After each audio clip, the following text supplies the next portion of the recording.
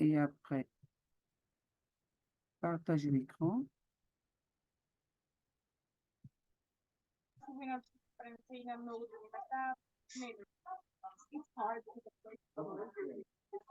Bonsoir, bonsoir, bonsoir. Une fois de plus à tout le monde. Moi, je suis Solange Santé Beauté de Londres. Ceux qui ne me connaissent pas, si c'est la première fois que vous passez dans notre panel ici aujourd'hui, vous êtes la bienvenue. Et nous allons parler aujourd'hui d'un thème vraiment spécifique qui touche les femmes. C'est un problème de fibromes. Dans toutes les familles, tu vas entendre au moins une personne qui va te dire j'ai les fibromes ou je connais quelqu'un qui a les fibromes. Donc, du coup, aujourd'hui, nous allons parler de cette pathologie. Qu'est-ce que c'est? Comment est-ce que ça peut troubler notre vie, notre vie quotidienne, hein? Et comment est-ce que ça peut empêcher qu'on va qu'à nos occupations et comment on pourra aider les gens qui ont les fibromes. Donc, c'est très récurrent. Tous ceux qui sont sur le panel ici, qui sont leaders, vont dire que j'ai au moins un prospect sur 10 ou bien 2 sur 10 qui vont dire j'ai les fibromes. Donc, aujourd'hui, soyons un peu concentrés, prenons de quoi noter et cherchons à savoir qu'est-ce que les fibromes. Voilà. Les fibromes, normalement, c'est quelque chose qui, ça n'a pas une, comment on appelle ça? Une source naturelle. Il n'y a pas quelque chose qui définit, ou alors on va dire que c'est ça qui cause les fibromes. L'origine de ça, c'est ça, la cause, c'est ça. Donc, ce n'est pas une maladie qui est connue, comme par exemple le cancer du sein, où on va dire qu'on va faire la journée ou le mois du cancer du sein. Ce n'est pas une maladie connue comme l'Alzheimer, comme l'hépatite ou bien comme la prostate. Ce n'est pas une maladie reconnue. C'est pour ça qu'il n'y a pas une journée qui a été choisie pour dire journée mondiale des fibromes. Ce n'est pas une maladie qui a été, qui est internationalement reconnue. Mais c'est quoi les fibromes? Les fibromes, on appelle aussi les fibromes les myomes. Donc, la plupart du temps, certaines personnes vont dire, oh, j'ai les myomes, mais je n'ai pas les fibromes. Les fibromes peuvent aussi s'appeler les myomes. Maintenant, qu'est-ce que c'est? Ce sont des masses qui sont bénignes. Quand on parle d'une masse, la masse, c'est parfois une tumeur. Mais quand on parle de bénigne, ça veut dire que ce n'est pas cancérigène. Donc, on peut dire que on a trouvé un cancer, mais qui est bénin. Donc, ça veut dire que tu ne fais pas encore la maladie. Donc, c'est encore au stade 0. Donc, les fibromes, c'est une masse utérine. Ça se retrouve où? Dans l'utérus et c'est bénin.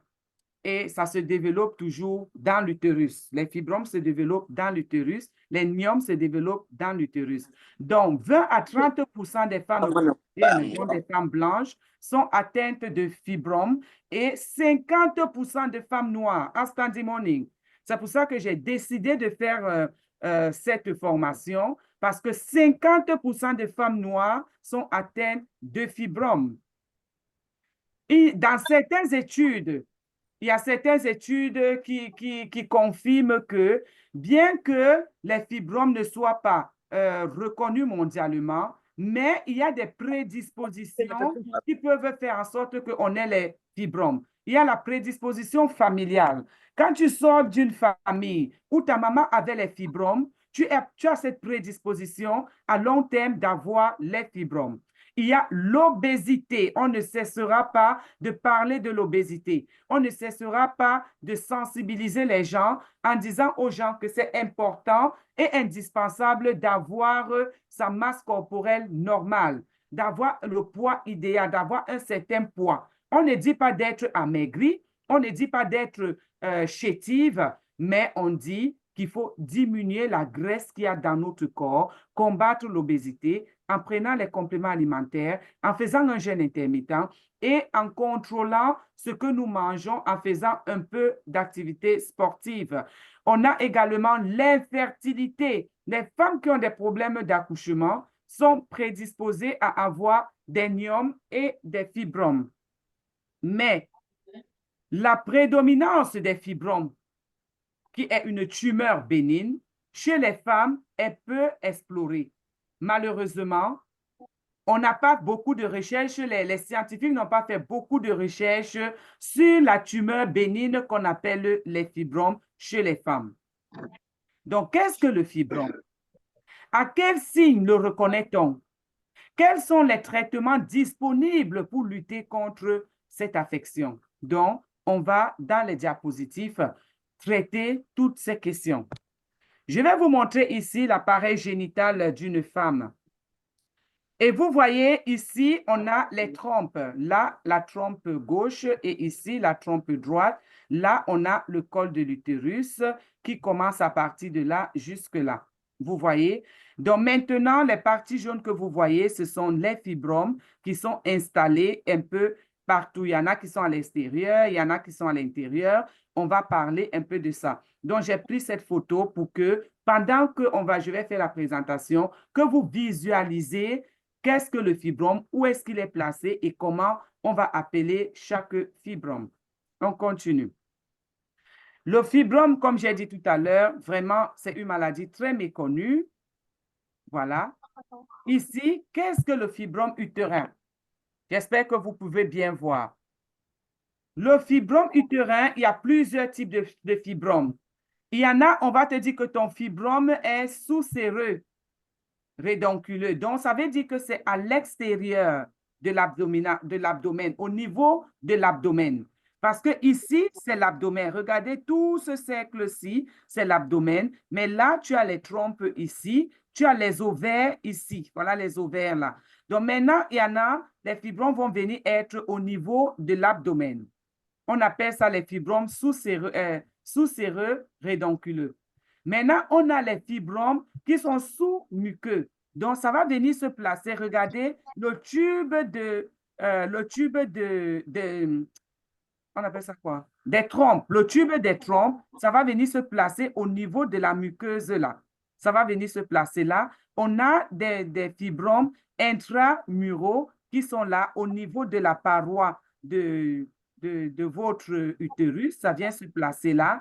Et on a un autre fibrome sous-séreux qui est au niveau de la membrane ici. Donc, le fibrome qui est ici en bas, il est pareil que celui qui est ici en haut parce que c'est au niveau de l'abdomen. Si vous regardez bien où ils sont placés. Maintenant, on a le fibrome ici qui est au niveau du col de l'utérus qu'on appelle sous-muqueux réticulé.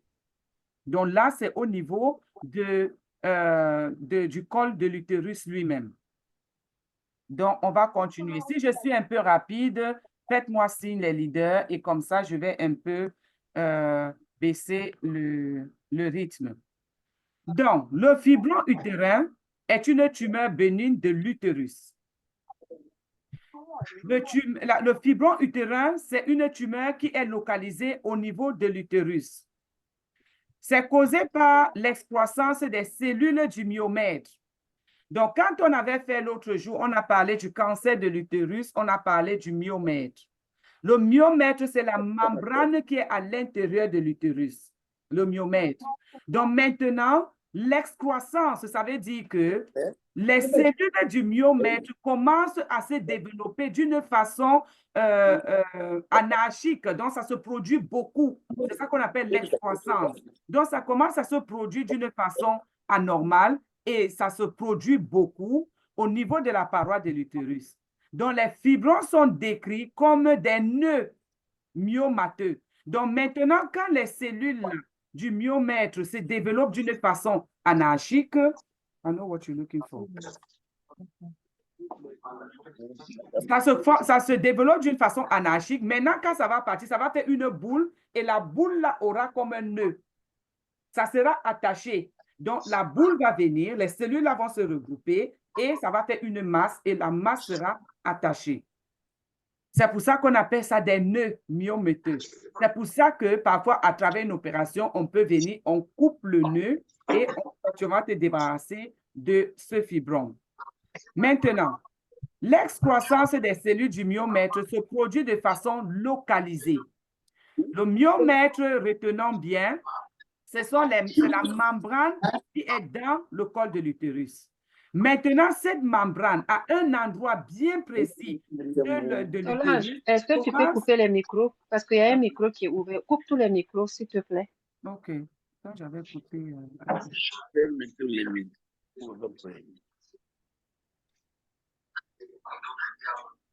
micro qui est ouvert ici.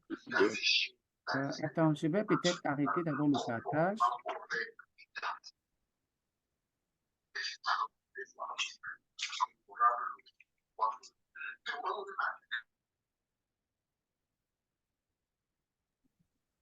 C'est bon? Parce que j'ai tout arrêté maintenant.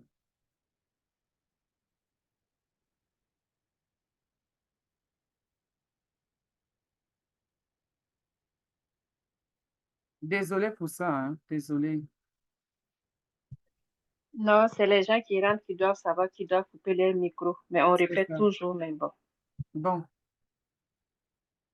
Donc, je disais tantôt que le myomètre, c'est la cellule qui est, c'est la membrane, la membrane qui est dans l'utérus. C'est ça qu'on appelle le myomètre. Maintenant, à un moment donné, une partie, un côté de l'utérus, dans le myomètre, dans un côté de l'utérus, une partie bien localisée, ça peut être du côté gauche, ça peut être au milieu, ça peut être à droite ou en bas, ça va commencer à développer les cellules d'une façon anarchique.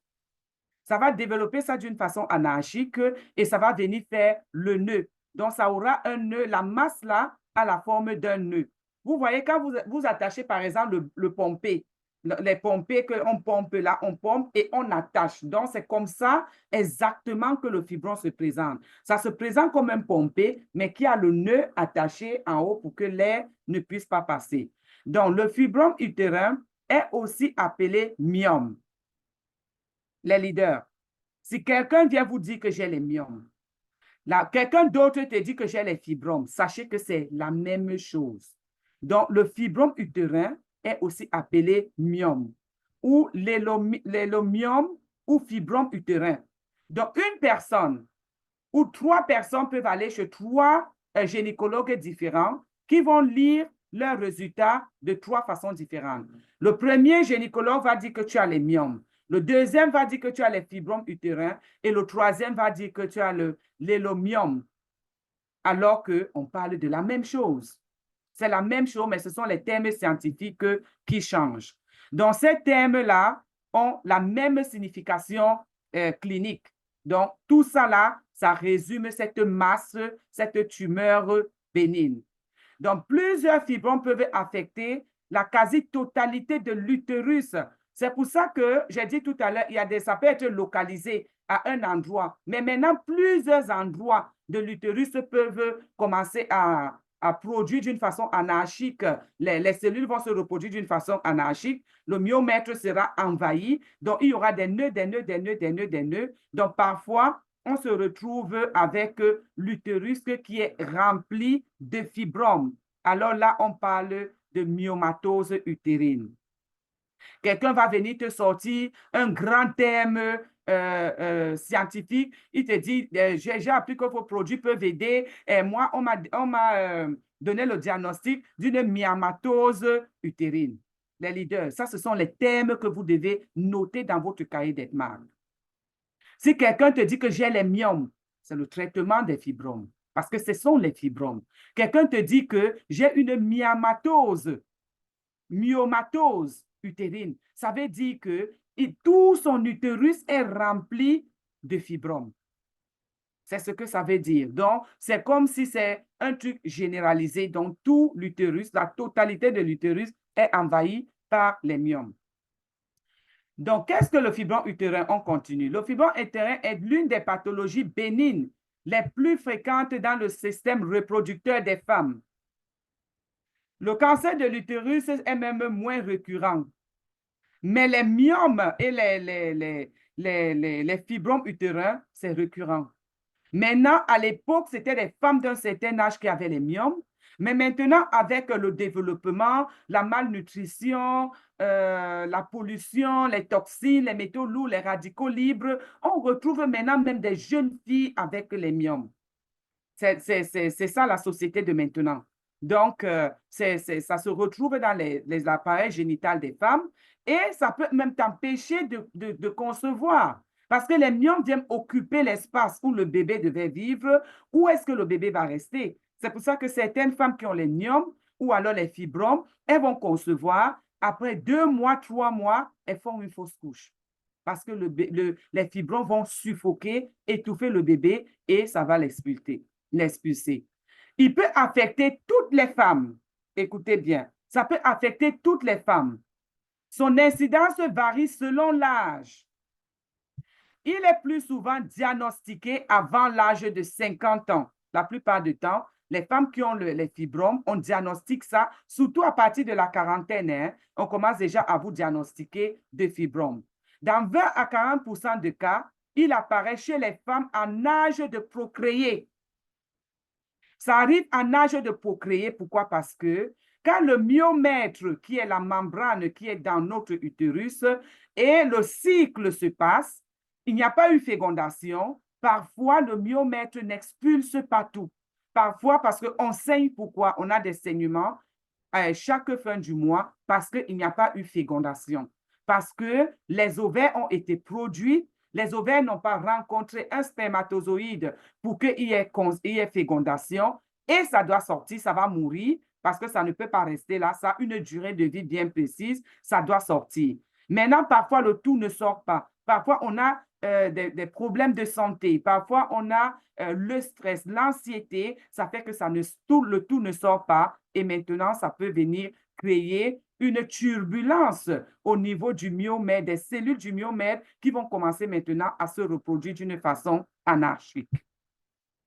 Donc, néanmoins, les femmes les plus affectées par la maladie sont celles ayant 50 ans ou plus. On vous diagnostique souvent à l'âge de avant 50 ans, donc avant la ménopause, mais chez certaines femmes ménopausées, on peut les diagnostiquer à des myomes ou des fibromes. Tout ça là est toujours dû au fait que le cycle s'est produit, les ovaires ont été produits et maintenant, il n'y a pas eu fécondation, ça doit sortir. Ou alors la ménopause précoce, ou pendant le processus de ménopause, on peut développer les fibromes. On peut commencer à développer les fibromes. Donc, le risque d'avoir la maladie est de 2 à 3 fois plus élevé quand la femme est issue d'une race noire. Nous, les sœurs noires, nous sommes à risque d'avoir le fibrome ou les myomes.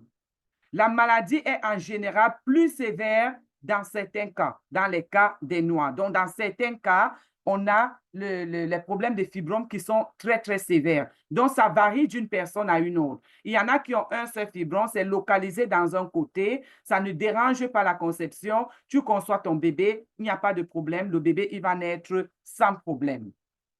Il va naître sans problème. Mais chez certaines femmes, le myome utérin vient à beaucoup, beaucoup de facteurs. Donc, on va regarder le facteur de développement de ces myomes utérins ou alors des fibromes utérins. Aucune étude scientifique ne permet d'affirmer la cause de cette pathologie.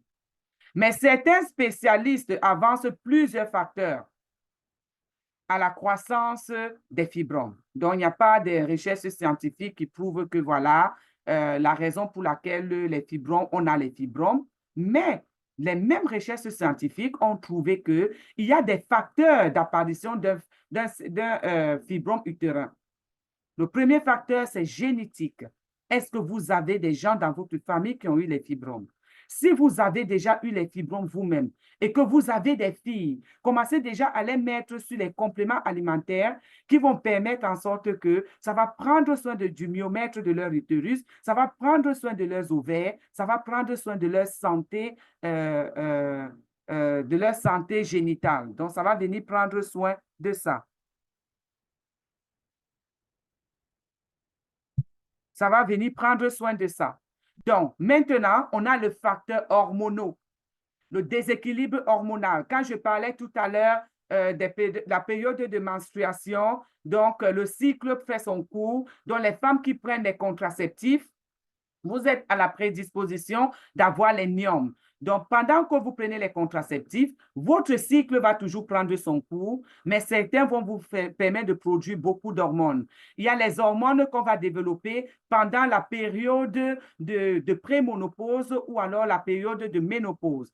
Le facteur hormonal dans le cas de ménopause et prémonopause, c'est pourquoi? Parce que pendant la prémonopause ou la ménopause, on commence à produire moins d'ovaires et l'organisme est troublé. L'organisme dit, mais attends, moi j'avais toujours tel nombre d'ovaires que je produis chaque mois. Qu'est-ce qui se passe? Donc, ça va commencer à décroître et plus ça va décroître, plus le cycle menstruel sera irrégulier et en fin de compte, ça va se couper quand il n'y aura plus de production totale des ovaires et on va se retrouver en ménopause. Donc, le facteur hormonal est un facteur à ne pas négliger. Les facteurs de croissance également, la période dans laquelle la jeune fille a commencé à avoir ses menstrues, ça entre dans le cadre de la croissance. Est-ce qu'elle a été précoce? Et ça peut aussi jouer un rôle dans être à la prédisposition d'avoir les myomes et les fibromes ou les fibromes à long terme. Donc, plusieurs études ont déjà montré que les femmes dont les parents ont déjà souffert de maladies sont plus à risque que les autres. Je venais de dire ça tout de suite. Maintenant, je vais vous montrer une autre illustration ici. Regardez ici, les myomes, si ce sont les myomes sous-séreux. Regardez, ça vient ici au niveau de, comment on appelle, au niveau ici. Regardez, voici le myome ici, ou le fibrome. Vous voyez la boule là qui est attachée là comme un nœud. On peut venir, on coupe ça directement. Et ça, c'est sous-réneux. Donc, c'est ce qui est au niveau de la membrane. Et ici, sous-muqueuse, regardez, c'est dans l'utérus. Le myome-ci ou le fibrome-ci, il est dans l'utérus. Et maintenant, on a le myome intramusculaire qui est sur le côté. Donc, ça vient prendre le côté musculaire. Ça peut être sur le côté gauche ou sur le côté droit. Donc, c'est pour ça que vous allez voir les femmes qui ont les myomes. Certains auront mal au niveau du haut, du bas du ventre. Elles auront très, très mal. Certains auront au niveau du milieu, au niveau du pelvis, là. C'est là où elles auront mal. Et c'est celui qui est au niveau du pelvis, c'est celle-ci. Et d'autres personnes, c'est au niveau du côté. Tu vas entendre, j'ai très mal du côté gauche ou du côté droit. C'est parce que le fibrome ou le myome là, il est du côté intramusculaire, donc du côté gauche ou du côté droit. Sous-muqueux, ça veut dire que c'est à l'intérieur de l'utérus. Et sous-séreux, c'est à l'extérieur, mais au niveau de l'abdomen. Maintenant, voilà, je passe au prochain diapositive. En ce qui concerne les facteurs hormonaux, nous avons les oestrogènes et les progestérones. Ça favorise le développement des fibromes. Donc, quand tu as beaucoup d'oestrogènes et beaucoup de progestérone, ça va favoriser le développement de ces fibromes. Et comment ça va favoriser? Parce que ça va permettre au myomètre de faire en sorte que le myomètre, les cellules du myomètre vont commencer à se reproduire d'une façon anormale. Donc, l'excès d'oestrogène n'est pas bon. L'excès de progestérone également n'est pas bon. C'est pour cette raison que les fibromes utérins sont très fréquents à l'âge précédent la ménopause. Parce qu'avant la ménopause, on a l'oestrogène et on a la progestérone. Mais pendant la ménopause, on ne produit plus d'oestrogène parce qu'on n'a plus d'ovaires. Il n'y a plus d'ovaires, il n'y a plus la prédisposition d'une fécondation. Donc, l'oestrogène n'est plus produit, la progestérone n'est plus produite. Donc, après 50 ans, quand on est déjà ménopausé, on est vraiment moins à risque d'avoir la ménopause, d'avoir les fibromes utérins. Mais les fibromes, chez ceux qui sont prémonopausés, il y a beaucoup de risques. Parce que la prémonopause, c'est une période où il y a un déséquilibre hormonal. Les oestrogènes commencent à être moins produites.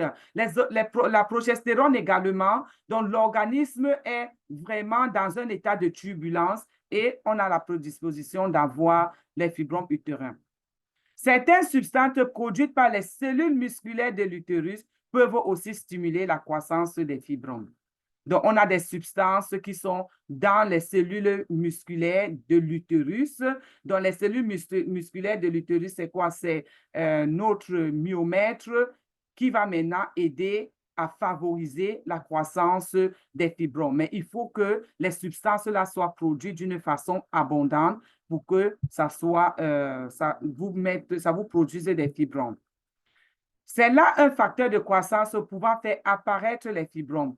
Les autres facteurs d'apparition de cette pathologie sont, suivez-moi, on continue.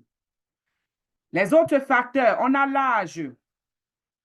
L'âge peut nous permettre d'avoir des fibromes. On a parlé de la prémonopause, donc l'âge avant 50 ans. L'âge peut nous permettre ça. On a le début précoce des menstruations. J'ai parlé de ça tout à l'heure. Donc, si vous avez des filles qui ont commencé à avoir des menstrues très tôt, moi, j'ai commencé les miennes à 9 ans. Si vous avez des gens qui ont commencé très tôt, ça peut les prédisposer. Mais Dieu merci, moi, je n'ai jamais eu les fibromes. Mais ça peut les prédisposer. Ça peut être une prédisposition. Il y a la nulliparité également. L'obésité, ça va revenir. On va toujours parler de l'obésité. Des descendances familiaux des fibromes utérins. Donc, les gens qui ont les fibromes dans leur famille, vraiment, prenez soin de vous, prenez votre spiruline hawaïenne, votre check-up régulièrement. Donc, ne permettez même pas que les problèmes génétiques puissent avoir une petite place dans votre corps. Ne permettez même pas ça. Donc, le risque le plus élevé des membres de famille sont au premier degré. On a la race, on a parlé tout à l'heure de la race noire. 50% des femmes noires ont les fibromes, 20 à 30% des femmes caucasiennes, dont des blanches, ont des fibromes. Donc, l'âge, la race, c'est vraiment un facteur primordial. Donc, nous sommes déjà prédisposés à cause de notre race. Vraiment, prenons soin de nous, prenons ces compléments alimentaires qui vont venir nettoyer notre utérus tout le temps, nettoyer nos ovaires, nettoyer notre tube, nos tubes qui sont les trompes, les nettoyer tout le temps pour éviter qu'on soit là. L'hypertension artérielle.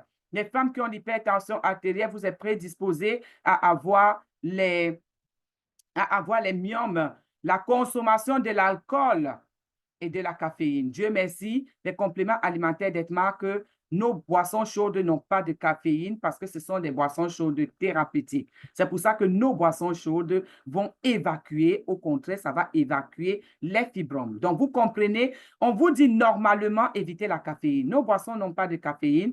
Nos boissons chaudes, par exemple, le Black Power, il est fait à base de Ganoderma et du café Robusta de la Colombie, 100% organique, 0% de caféine. Le taux en caféine n'est vraiment pas prononcé. Hein? Ce n'est vraiment pas prononcé. C'est pour ça que ça va venir évacuer vos fibromes. La consommation de l'alcool, les femmes qui boivent beaucoup. On ne dit pas de ne pas boire, mais c'est la consommation excessive. Si vous voulez boire, buvez, mais buvez d'une façon raisonnable. Maintenant, on va parler les types de fibromes selon leur emplacement. Quels sont les types de fibromes? Donc, les fibromes ou les myomes peuvent se localiser n'importe où dans l'utérus selon la localisation. On distingue les myomes utérins intramuraux. Donc, les myomes utérins intramuraux ou interstitiels est le plus fréquent. Près de 75% de cas ont les myomes utérins intermuraux. Il est situé dans la paroi utérine du myomètre. Le myomètre, si vous allez entendre ça aujourd'hui, jusqu'à vous allez être étouffé. C'est le mois de la femme, on va parler des problèmes qui concernent les femmes. C'est le mois de la femme. Nous devons prendre soin de nous. Si tu n'es pas en santé, tu ne peux pas prendre soin de ta famille.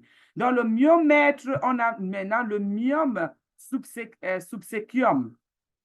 Le myome utérin subséquium se développe hors de la paroi utérine. Comme on a montré ce qui était hors là. Donc, on l'appelle le myome utérin subséquium. Donc, lui, il va se développer hors de l'appareil utérine. On a le myome utérin sous-muqueux. Le myome utérin sous-muqueux est le moins fréquent et est situé dans la lumière de l'utérus. Ce type de myome se développe dans la cavité utérine. Donc, ça, c'est vraiment moins fréquent que les autres myomes. Donc, on a le myome utérin intramuraux. 75% des gens souffrent de ça. Donc, il est situé dans la paroi du myomètre, donc dans l'utérus lui-même. On a le myome utérin subséum. On a le myome utérin sous-muqueux. Lui, le sous-muqueux, il est le moins fréquent. On va continuer. Maintenant, le myome utérin. Quels sont les symptômes du myome utérin? Quand quelqu'un te dit qu'il a les myomes, quels sont les symptômes? Même si on ne t'a pas encore diagnostiqué des myomes et que tu te retrouves dans ces symptômes, s'il te plaît, va te faire consulter. Va voir un gynécologue. Premier symptôme, augmentation du flux sanguin et la durée de la période mensuelle. Donc, quand vous avez votre période mensuelle, le flux est vraiment abondant, vous saignez abondamment et votre période mensuelle, elle est très longue. Au lieu d'avoir peut-être 3 à 4 jours comme certaines personnes, ça peut faire même 10 jours, ça peut faire 6 jours, 7 jours, 8, 10 jours même. Chez certaines personnes, 2 semaines, donc 14 jours. Donc, des saignements en dehors de la période mensuelle. Vous avez fini votre période mensuelle, peut-être 5 à 6 jours après, vous recommencez à saigner. Vraiment, pensez à vous faire consulter.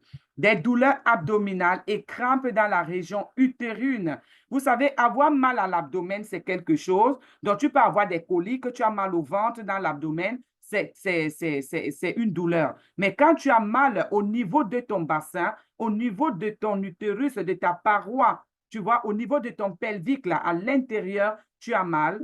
Vraiment, il faut aller se faire consulter. Des douleurs au bas du dos. On a souvent mal au bas du dos. On dit, oh, j'ai mal aux reins. Ce n'est pas les reins. Plusieurs fois, j'ai dit ici, les reins sont situés sur les côtés, derrière les côtes, mais au bas du dos, là, c'est la lombalgie. Et n'oubliez pas que c'est en contact avec notre appareil génital. Une sensation de pression dans le ventre. On a une sensation de pression. Et pourquoi on aura cette sensation de pression? C'est cette masse qui va faire comme si vous avez une sensation, comme si quelque chose est assis dans votre ventre, au niveau de votre bas-ventre. Une augmentation de la volonté d'uriner. Et on aura tout le temps envie d'uriner. Pourquoi? Parce que cette masse va aller s'affaisser au niveau de la vessie et ça va compresser la vessie. Vous aurez tout le temps les sensations d'uriner et quand c'est tellement prononcé, on arrive à une incontinence urinaire. La constipation, ça va aller boucher le transit.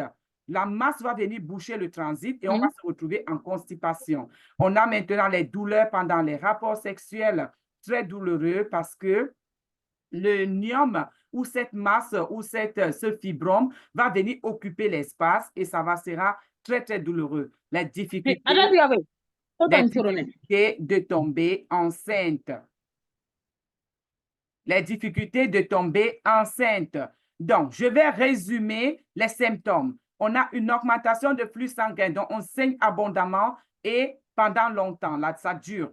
On a des saignements en dehors de la période menstruelle. On a des douleurs abdominales et des crampes au niveau de la région utérine. On a des douleurs au bas du dos. On a une sensation de pression dans le ventre. On a une augmentation de la volonté d'uriner ou de l'incontinence. Parfois, il y a les femmes vont te dire, j'ai de l'incontinence. Allez vous faire checker. Ça peut être un fibrome. Ça peut être des myomes qui sont en train de suppresser votre utérus. On a la constipation. Vous avez la constipation. Vous avez un saignement abondant. Vous avez mal au niveau de l'abdomen. Vous avez des crampes.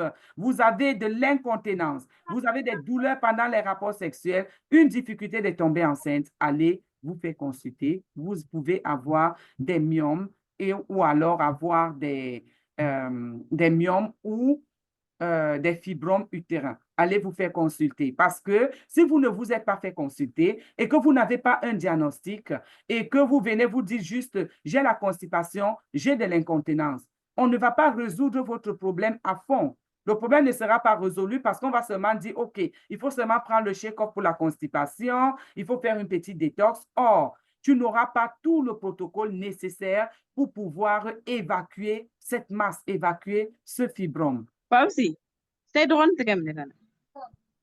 Man. On va continuer. Comment se fait le diagnostic des myomes utérins ou alors des fibromes utérins? Le diagnostic du myome est basé sur une approche expérimentale. Donc, tout d'abord, les professionnels de la santé évalueront les antécédents cliniques. Quand on parle des antécédents cliniques, ils vont évaluer combien de temps tu saignes depuis combien de temps as-tu mal au bas-ventre, depuis combien de temps tu es constipé, depuis combien de temps tu as les saignements, depuis combien de temps. Donc, tout ça, là, on va te poser les questions de tous ces symptômes. Donc, ils vont te poser des questions. Ils vont également te demander, est-ce que dans ta famille, tu as les gens qui ont déjà eu des fibromes? Est-ce qu'on va te poser beaucoup de questions en fonction de tes symptômes? De grâce, les leaders. La plupart du temps, quand on part à l'hôpital, on ment sur nos symptômes. On ment sur nos symptômes ou alors on dit certains, on a honte de dire d'autres. Si tu as des douleurs pendant les rapports, tu as des saignements abondants, tu saignes en dehors de la période menstruelle, n'aie pas honte de dire au médecin que pendant les rapports sexuels, j'ai des douleurs atroces. N'hésite pas. Parce que si tu évites de lui dire ça, ton diagnostic peut être faussé. Ton diagnostic, tu peux passer à côté du bon diagnostic. La plupart des temps, on se plaint, on dit, oh, les médecins ne font pas les bons diagnostics. Nous aussi, parfois, on ne leur donne pas les bons symptômes parce que c'est en fonction des symptômes qu'on saura comment on va te diagnostiquer. Ensuite, le médecin fera un examen physique, c'est-à-dire il va venir palper la région pelvienne, y compris un contact vaginal. Donc, la plupart du temps, on a une échographie vaginale qu'on fait. Donc, on prend une caméra, on met au niveau du vagin et on va aller regarder l'intérieur pour voir si c'est vraiment des fibromes. Si nécessaire, on va demander des tests complémentaires dont l'imagerie, comme je viens de parler, l'échographie de votre bassin qu'on peut demander de faire. On peut également vous demander de faire d'autres tests, hein, comme l'hystéroscopie. L'hystéroscopie, c'est quoi? C'est une opération qu'on va te faire. On va te mettre les caméras. Donc, on va faire une petite opération sans ouvrir le ventre. Sans ouvrir le ventre, on peut le faire. Ou alors, on va te demander d'aller faire un IRM qui est un scanner. On va te demander d'aller faire le scanner. Et une fois que tu auras fait le scanner, on pourra maintenant définir où est localisé le fibrome. Est-ce que ça a pris tout l'utérus? Est-ce que c'est à l'intérieur? Est-ce que c'est à l'extérieur? Et en fonction de ça, maintenant, on va trouver les différents traitements qui seront en fonction de toi. Maintenant, quelles sont les complications? On a trouvé le diagnostic, on a vu déjà les symptômes, on a vu où c'est localisé, on a vu qui sont prédisposés d'avoir les fibromes, quelles sont les races, est-ce que c'est côté génétique, est-ce que c'est de l'âge et tout ça, l'obésité, l'hypertension et j'en passe. On a parlé du diagnostic. Donc, comment diagnostiquer? On va te demander tes antécédents, on va demander tes symptômes, tout ce que tu as, on va te demander et on peut te demander d'aller faire un IRM, on peut te demander d'aller faire une échographie vaginale, on peut te demander d'aller faire une hystéroscopie. Et maintenant, quelles sont les complications? Qu'est-ce que ça peut nous donner comme complications à long terme? Les complications associées au fibrome utérin dépendent de la taille du fibrome. N'oubliez pas que le fibrome, il grossit, il se nourrit de sang, il va grossir. Donc maintenant, de leur emplacement, donc on va voir maintenant, en fonction de la grosseur, en fonction de leur emplacement, on va remarquer habituellement des symptômes de douleur au niveau du bas-ventre et des saignements abondants pendant les menstruations. Ça, ce sont les complications. Les complications, saignements abondants, douleur abdominale pendant les menstruations, très graves. Il y en a qui ont des douleurs au point où elles vont vomir, elles vont même s'évanouir. Elles vont même s'évanouir. Tout ça là, ce sont les symptômes et les complications des fibromes, la fatigue extrême. Elles vont tellement saigner qu'elles vont devenir tellement pâles. Elles auront l'anémie sévère. Elles auront de l'anémie sévère. Donc, les complications redoutées au fibrome, ça se dégénère. Donc, parfois, ça va commencer à se transformer à une tumeur maligne. Quand on parle de tumeur maligne, tu es déjà en train de commencer à faire le cancer.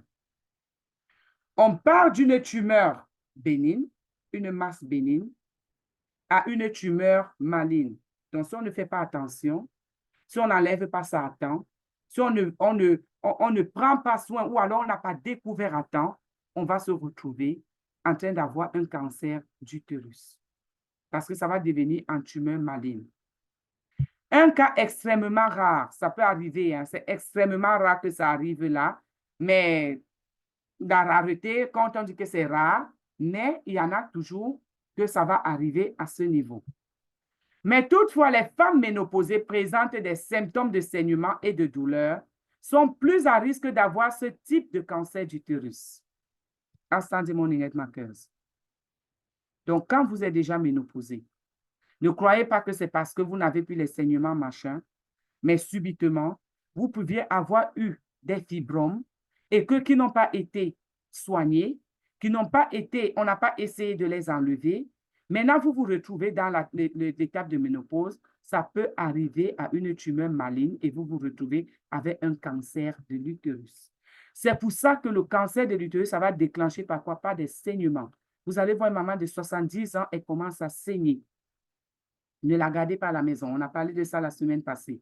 Donc, le cancer de l'utérus, ça peut être aussi lié à les fibromes qu'on a eus dans le passé. On va continuer. Peut-on tomber enceinte avec les myomes? Oui, on peut tomber enceinte avec les myomes. C'est bien sûr une éventualité. Hein? C'est une éventualité qu'on peut tomber enceinte avec les myomes. Mais dans certains cas, le myome a un emplacement et des dimensions qui influencent le fonctionnement normal de l'utérus. Et quand ça influence, parce que c'est tellement gros, ou alors l'endroit où c'est placé, ça va influencer le fonctionnement de l'utérus qui va empêcher que le bébé puisse venir s'installer. Donc, il ne semble pas que les myomes interfèrent avec la capacité à la femme de devenir enceinte. Tu peux devenir enceinte, le myome n'empêche pas. Mais ce que le myome va faire, c'est que ça ne va pas laisser l'espace dans l'utérus au bébé de s'installer ou au bébé de se développer normalement. Certaines femmes, elles conçoivent, elles ont le fibrome, hein, c'est tellement petit, c'est dans son coin là-bas, ça gère son coin, le bébé gère son coin, elle accouche. Et certaines, pendant l'accouchement, le fibrome là aussi sort. On a eu beaucoup de cas comme ça. Et chez certains cas, c'est déjà généralisé que c'est partout. Ça ne va vraiment pas permettre au bébé de rester. En général, les fibromes sepsirinium, comme j'ai parlé tout à l'heure, n'interagissent pas avec la fertilité. Comme j'ai dit tout à l'heure, ça n'empêche pas que tu sois fertile. Mais les fibromes intramureux, cependant, lorsqu'ils se développent vers l'endomètre, sont capables d'entraver l'implantation de l'embryon. Donc, quand on a les fibromes intramuraux, ça va empêcher l'implantation du fœtus. Parce que tel que c'est placé où le bébé doit venir s'implanter. Lui, il est déjà là. Il dit, moi, j'ai déjà pris ce territoire. Toi, le bébé là, tu n'as pas ta place ici. Donc, les myomes sous-muqueux, d'autre part, provoquent des déformations dans la cavité de l'utérus, empêchant l'implantation embryonnaire. Donc, on a deux types de fibromes. On a le fibrome qui est intramuraux, qui va empêcher l'implantation du bébé parce que ça va endommager l'endomètre, ça va entraver, donc ça va empêcher l'implantation du fœtus. Maintenant, le fibrome les myomes sous-muqueux vont venir déformer la cavité de votre utérus. Donc, l'utérus qui est supposé d'être comme un vase comme ça pour accueillir le bébé, peut-être il sera déformé comme ça, ou il aura une courbe, le bébé ne pourra pas s'installer. Donc, ça va empêcher que le bébé puisse venir s'installer. Donc, si vous avez des myomes ou alors des fibromes, vraiment, prenez le protocole d'ETMAC international et enlevez ces fibromes pour que votre utérus doit avoir sa forme normale. On dit que les myomes sous-muqueux, ça vient déformer, De plus, cette irrégularité dans la cavité de l'endomètre nuit à la migration des spermatozoïdes vers l'ovule. Donc, pourquoi on ne va pas concevoir? On a les myomes, on a les fibromes. Je n'arrive pas à concevoir. Pourquoi tu n'arrives pas à concevoir? Parce que ça va détourner la migration des spermatozoïdes vers l'ovule. Donc, quel que soit le nombre de rapports que vous aurez, la fréquence que vous aurez, vous ne pourrez pas tomber enceinte parce que le fibrome va dévier. Ça va dévier les spermatozoïdes des ovules. Au lieu que les spermatozoïdes qui connaissent que ma direction normale, je m'avais cherché l'ovule pour féconder, ça ne va même pas arriver au niveau de l'ovule parce que ça sera,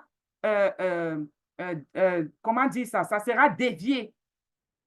Ça se va dévier et ça va rendre la fécondation impossible.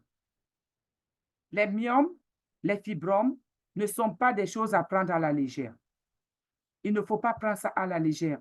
Parce que si vous avez ces myomes sous-muqueux qui vont venir déformer, ça déforme la cavité de l'utérus. 2, ça va venir dévier les spermatozoïdes d'aller vers les ovules. Ça va rendre la fécondité impossible. Donc, lorsque ça va obstruire, ça va empêcher, ça va venir faire une obstruction au niveau du conduit vaginal et ça va envahir l'intérieur de la cavité de l'utérus. Les fibromes doivent être traités immédiatement et enlevés. Immédiatement. Lorsque les fibromes commencent déjà à envahir la cavité utérine, à déformer votre utérus, votre cavité utérine, il faut directement les enlever. Directement. Faites un protocole rapide pour pouvoir enlever ces fibromes. Maintenant, quels sont les traitements? Oui, ça paraît difficile, ça paraît dur à comprendre, dur à accepter, mais il y a un traitement. Il y a des traitements. Même à l'hôpital, il y a des traitements. Et avec ETMA, que je vais vous donner le protocole. Mais là, maintenant, on va d'abord parler du traitement de la médecine conventionnelle. Donc, le traitement dépend de la taille du fibrome ou du myome, de l'emplacement du fibrome et des symptômes associés. Ça, c'est la première chose.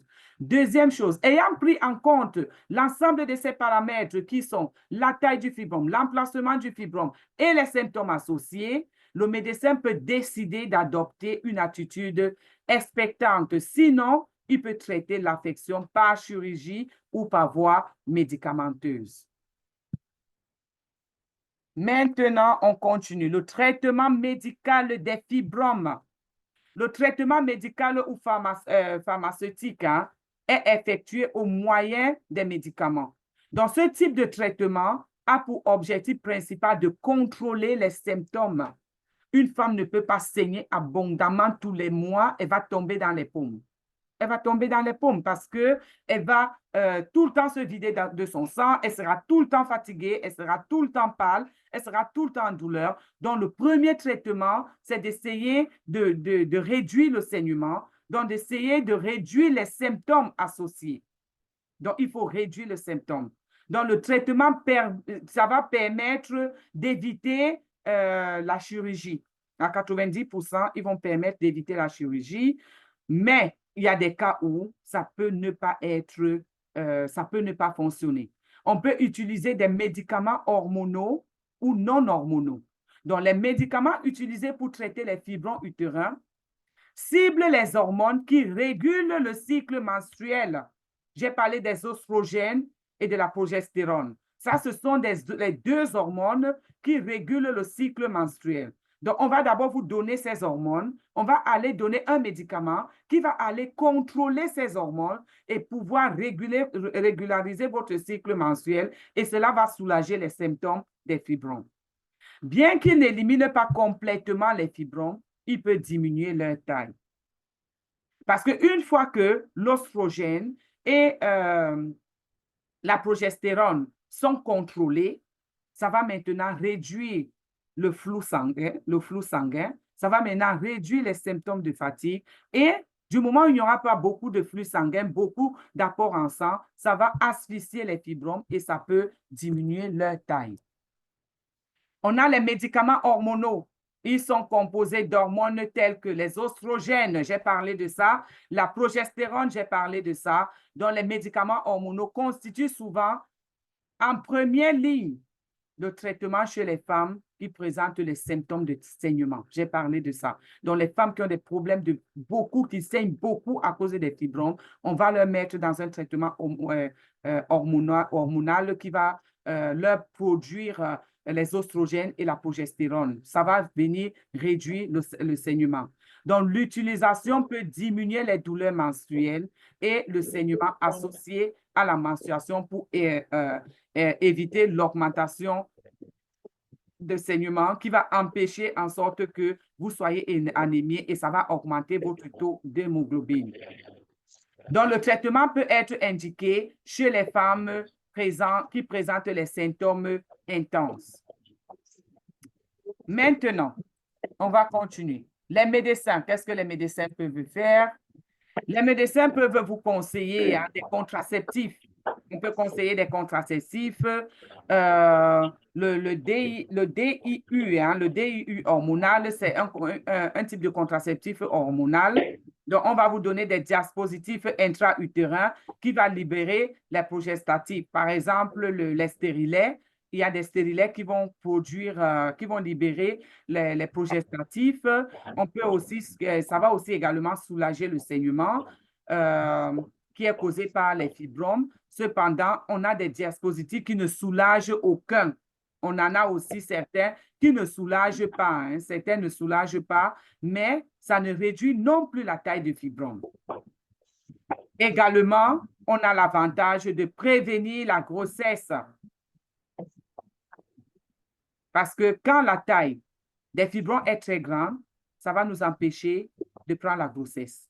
Mais quand on a déjà le traitement hormonal, ça peut au moins nous permettre d'avoir la chance de tomber enceinte. Donc, l'association du traitement hormonal, dans l'oestrogène et la progestérone, dans le sang, ça va régulariser le taux d'hormones et ça va réduire la fréquence des myomes chez les jeunes filles. Donc, si vous avez ça dans votre famille, le traitement hormonal sera très important. Quels sont les médicaments non hormonaux? On a les anti-inflammatoires. Les médicaments non hormonaux, on a les anti-inflammatoires, on a les stéroïdes, mais malheureusement, parfois, les stéroïdes font grossir. Les stéroïdes tels que l'ibuprofène, on peut vous donner ça, ou les anti-inflammatoires. On peut également, si vous êtes au Canada, par exemple, vous avez le Tylenol. On peut vous donner le Tylenol à une grosse dose. Ça peut soulager les douleurs des myomes pendant les douleurs de bas-ventre et tout ça. Ça peut aider, mais ces remèdes n'ont pas la capacité de réduire le saignement. Vous voyez? Ce qui réduit le saignement, c'est le traitement hormonal où on va vous donner les oestrogènes et la progestérone. Ça va réduire le saignement. Mais les anti-inflammatoires, les stéroïdes, ça va juste soulager la douleur, mais vous allez continuer à saigner abondamment. Maintenant, qu'est-ce que la myomectomie? La myomectomie consiste à enlever uniquement les myomes dans l'utérus. Ça fait partie des traitements. Hein. On a parlé du traitement hormonal, on a parlé du traitement non hormonal avec les anti-inflammatoires, traitement hormonal avec l'oestrogène et puis la progestérone. Traitement maintenant qui est un autre traitement qui est la myomectomie, qui est le fait d'enlever les myomes dans l'utérus. Cette approche est choisie par les femmes qui veulent préserver la fertilité. Donc, les femmes qui veulent accoucher, qui veulent toujours enfanter et qu'elles ont les myomes, donc on leur conseille beaucoup la myomectomie. Donc, on va aller faire une chirurgie où on va enlever les myomes. Donc, ça peut être réalisé. Ne vous inquiétez pas, de nos jours, il y a la nouvelle technologie. Ça peut être fait par la laparoscopie. La laparoscopie, c'est une opération qu'on fait sans ouvrir. J'ai une très mauvaise expérience avec la laparoscopie, particulièrement. Ça a failli me tuer. On va faire des trous, on va mettre des caméras. Un trou aura la caméra, un autre trou aura les ciseaux, les tout, et un autre trou aura les aiguilles pour coudre, les fils de suture. Donc, on va mettre la caméra pour qu'ils puissent voir sur l'écran. La caméra est dans le ventre pour qu'ils puissent voir et ils vont utiliser la caméra qui regarde là pour pouvoir aller à l'intérieur, couper ces myomes et on va pouvoir les enlever. Donc, on ne va pas ouvrir le ventre. Ça, c'est dans le cas où les myomes intramuraux ou sous-réneux ne sont pas très, très gros. Quand ce n'est pas très gros, ça, on peut faire une laparoscopie, qui est une opération sans ouverture. Maintenant, donc on a parlé des 4 types, on a parlé des 3 types de traitements, le traitement hormonal, le traitement non hormonal, le traitement de la myomectomie, où on va faire une laparoscopie. On a un autre traitement également qu'on appelle l'hystérectomie, où quand ça envahit tout l'utérus, on est obligé d'enlever l'utérus. Une minute. Allô, ma soeur? Oui, ma chérie, je suis en présentation. Ok, nabile wasona punda. Nanga so, na lomea was, sona punda. Eh bien, ma bonne. Désolé, c'est le business qui me cherche de partout. Voilà. Désolé, mais nous avons une solution naturelle qui peut vous empêcher, qui peut vous éviter d'avoir, comment on appelle, qui peut vous éviter d'avoir une chirurgie, qui peut vous éviter d'avoir la laparoscopie, qui peut vous éviter de prendre des traitements hormonaux, mais les traitements non hormonaux, parce que nous avons la solution à pour remédier à ces fibromes. Nous avons le protocole de Edmark International, notre PIFOR de Edmark International. Vous allez prendre l'aspiruline hawaïenne. On a l'aspiruline hawaïenne. Vous allez prendre 15 bonbons par jour, 5 matins, 5 midi, 5 soirs, que vous allez prendre tous les jours. Traitement de 3 mois, protocole de 3 mois, à prendre pendant 3 mois consécutifs. Donc, vous allez prendre l'aspiruline hawaïenne. Pourquoi l'aspiruline hawaïenne? Parce que l'aspiruline hawaïenne va venir déjà vous produire les globules rouges. N'oubliez pas que quand vous avez les myomes, les fibromes, vous saignez abondamment, vous êtes tout le temps anémié, vous allez être tout le temps fatigué. Donc, ça va venir aider à la formation des globules rouges. Donc, ça va venir aider avec votre apport de sang. Ça va venir aider, ça va venir empêcher que ces myomes partent de l'état d'une tumeur bénigne à une tumeur maligne parce que ça empêche le développement du cancer. Ça va venir booster votre système immunitaire. Ça va venir prendre soin de tous vos organes vitaux, de tout votre tube digestif. Donc, ça sera très important de prendre votre spiruline hawaïenne.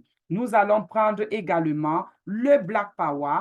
Dans notre protocole de fibrome, nous avons 2 boîtes de Black Power. Ça, c'est le protocole de 1 mois. Vous avez 2 boîtes de Black Power que vous allez prendre le matin. Pourquoi le Black Power? Le Black Power, c'est notre café noir, notre cappuccino de Edmark International, qui est composé de 100% de Ganoderma. Le Ganoderma, qui est contenu à l'intérieur avec un peu de café Robusta à l'intérieur, ça va venir pousser ces fibromes, ça va venir les expulser. Le Ganoderma a cette propriété d'aller prendre soin de nos organes, d'aller jouer le rôle de soldat dans l'organisme. Tout ce qui ne doit pas être dans un organe, le Ganoderma va le repousser. Ça va le sortir de l'organisme. Donc, c'est pour ça qu'on va prendre 2 sachets de Black Power le matin, ou alors un le matin, un à midi. Et ça va venir non seulement vous donner de l'énergie, ça va venir vous permettre de récupérer parce que vous serez tout le temps fatigué, mais le Black Power va venir vous donner de l'énergie. Ça va même vous rajeunir. Ça va venir prendre soin non seulement de votre paroi utérine, de votre utérus, ça va venir asphyxier également les fibromes, ça va venir les sécher.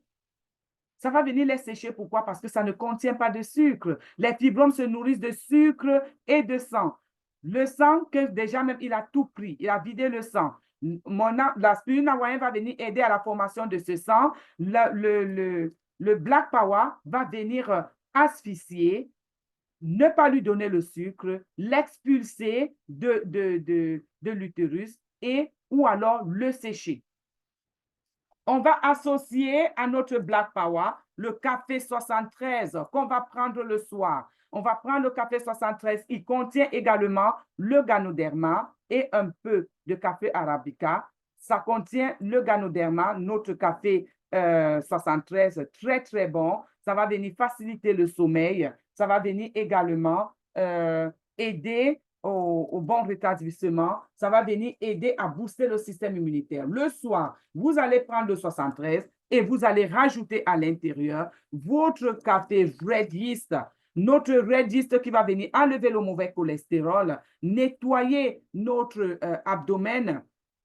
Ça va venir nettoyer notre abdomen, empêcher les douleurs abdominales. N'oubliez pas qu'on a des douleurs abdominales sévères, des sévères douleurs abdominales pendant qu'on prend on a les fibromes, on a très mal au ventre, très mal au niveau de l'utérus, mais en prenant le café Red Yeast, mélangé avec le café 73 le soir, vous serez à l'abri des douleurs abdominales sévères. Vous serez à l'abri de ces douleurs.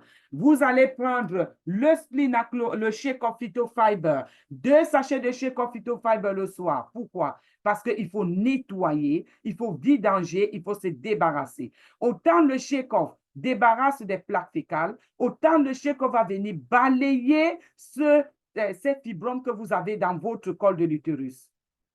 Normalement, quand on fait une détox normale, on prend seulement un shake-off. On prend seulement un shake-off. Mais puisque nous sommes dans le processus de nettoyer notre tube végétal,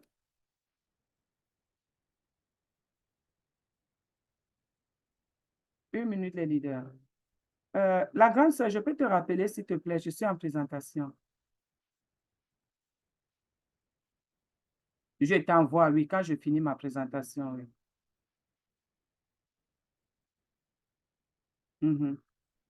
OK, d'accord, je t'envoie ça tout à l'heure.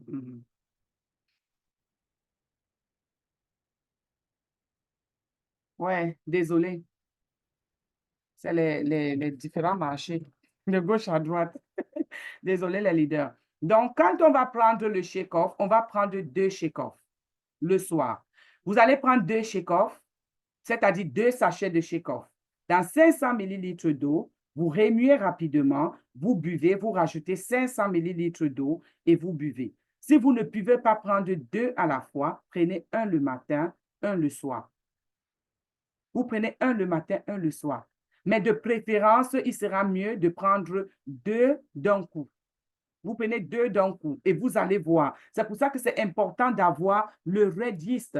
C'est important d'avoir le Red Yeast parce que quand le shake-off et le ganoderma vont venir commencer à décoller ces fibromes, vous pouvez avoir des douleurs atroces. Et pour éviter ces douleurs, on aura besoin de notre café Red Yeast pour empêcher ces douleurs abdominales, pour les atténuer. Et c'est comme ça qu'on va sortir ces fibromes d'une façon naturelle et efficace. Nous, on va prendre le splina, lui, il sera juste là comme sapeur-pompier parce qu'on n'a pas besoin de prendre beaucoup le splina. Le splina donne beaucoup le sang, ça contient beaucoup de fer. On n'a pas besoin de nourrir les fibromes parce que ça se nourrit de sang. On va les asphyxier, mais le splina sera important d'avoir au cas où vous serez extrêmement fatigué. Il y a des jours où quand le processus d'évacuation des fibromes va commencer, vous pouvez avoir un coup de fatigue. Quand vous avez ce coup de fatigue, prenez 2 bouchons de splina, mettez dans un verre d'eau, buvez et vous allez voir que ça va vous rebooster, ça va rebooster votre énergie. Vous pouvez même rajouter le MRT complexe, mais après, peut-être le 2e mois. Donc ça, c'est un protocole de 3 mois que vous allez prendre pour pouvoir remédier à vos myomes ou fibromes et que vous puissiez aussi porter un bébé splina. Donc, il y a espoir avec les compléments alimentaires d'Edmar. Vous allez prendre la spiruline hawaïenne, 15 5 matin, 5 midi, 5 soir. Vous allez prendre votre Black Power, un matin, un midi, ou alors vous faites les 2 le matin que vous allez boire. Ça va vous donner le tonus, ça va venir balayer ces fibromes. Vous allez prendre le café 73 le soir que vous allez mélanger avec votre Red Yeast Coffee. Vous allez prendre les 2 au même moment. Ça va non seulement vous permettre de bien dormir et ça va empêcher les douleurs abdominales. Et le soir, vous allez prendre le Shake-Off Phytofiber, 2 Shake-Off par prise. Alors, quelles sont les quantités dont vous aurez besoin dans votre protocole? Le shake-off phytofiber, vous aurez besoin de 4 paquets, 4 box. 4 box. 4 box de shake-off. Le Black Power, vous avez besoin de 2 cartons ou 2 box. 2 box. L'aspirine hawaïenne, vous avez besoin d'une boîte. Une boîte. Le café 73, une boîte, un box. Un box. Le Splina, juste un box. Juste un box. Parce que c'est juste en cas de fatigue. Juste un box. Et les quantités ci, c'est pour un mois. Les quantités ci, c'est pour un mois. Donc, vous avez, j'ai oublié le registre.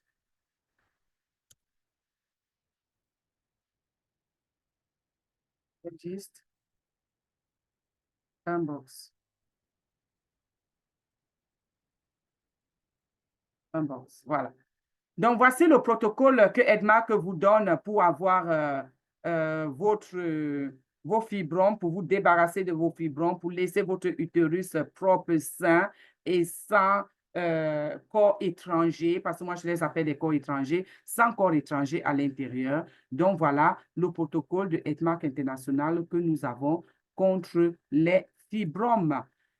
C'était la fin de ma présentation. Aujourd'hui, on a parlé des fibromes, une pathologie qui concerne les femmes et à 90%, à 50% des femmes noires. Donc, nous sommes toutes concernées.